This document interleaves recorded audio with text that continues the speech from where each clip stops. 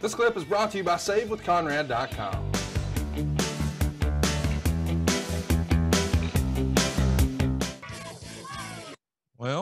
Well, so anyway, I was on the podcast, a couple of things to unpack here. On the podcast, I was asked who is of the years I worked, who I thought was the most underrated and wrestler that probably should have gotten a push and never did. And I thought for just a second, and then I said Pistol Pez Watley. Oh, which you and I talked about that. I mean, yeah. I don't think there's any question about that. And another thing about the term professional wrestling. So I'm working for Jim Crockett Promotions, and they get out here, and Ric Flair says it, and Dusty says it, and Paul Ellering said it right there.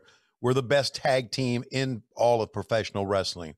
The NWA has the best wrestlers in all of professional wrestling. We try to encompass everything. And then I get to the WWF, now WWE, and I'm told, and I think Bruce told me this for sure, we do not say professional wrestling. Right. Say WWF.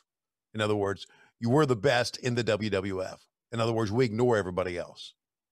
Because when the best, and I understood that. And I remember, I remember when I went back to WCW trying to, as a producer, which I really wasn't, I tried to instill that in some people. Say you're the best in World Championship Wrestling. Well, that was always ingrained in people, so it was hard to do.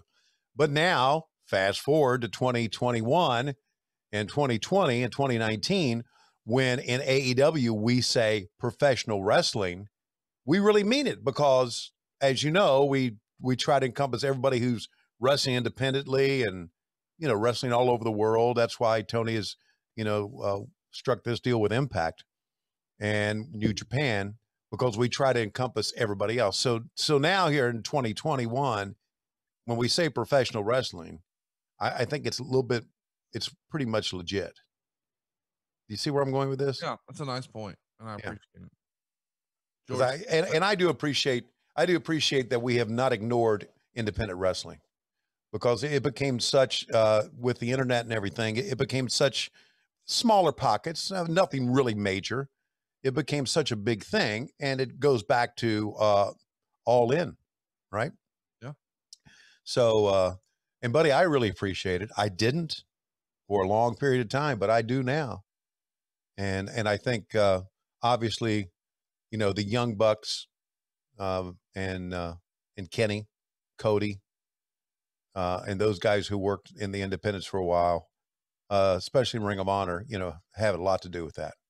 How about this? Jimmy Valiant, he got a couple of, now this is George South, a couple of shoulder blocks, and Jimmy gives him like a front face lock or You said Valiant, but you mean Garvin. Jimmy Garvin, yeah, gives him a front face lock or a chancery, almost as if to say, fuck it, we're not doing anything else. See that? By the way, speaking of not doing anything else, you're not going to do anything else when you look at that picture I just sent you just now. Okay. Okay.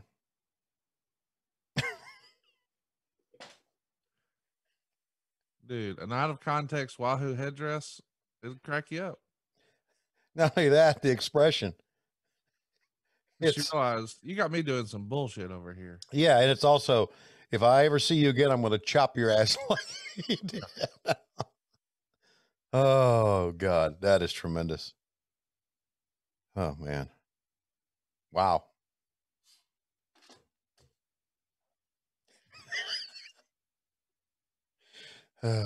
Well, man, if I ever get Lois out of the house, get her over there, put that headdress on. Whew. Be the highlight of my life. Somewhat. First of all, the open of the show, what Dusty always called the hot open. Yeah. That was a boring ass hot open, man.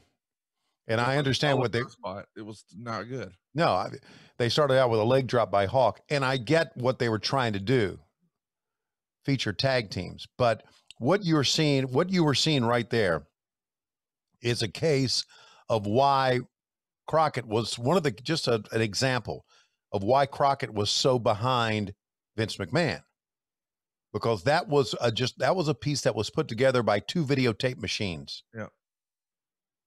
Not edited, or as edited as you could get.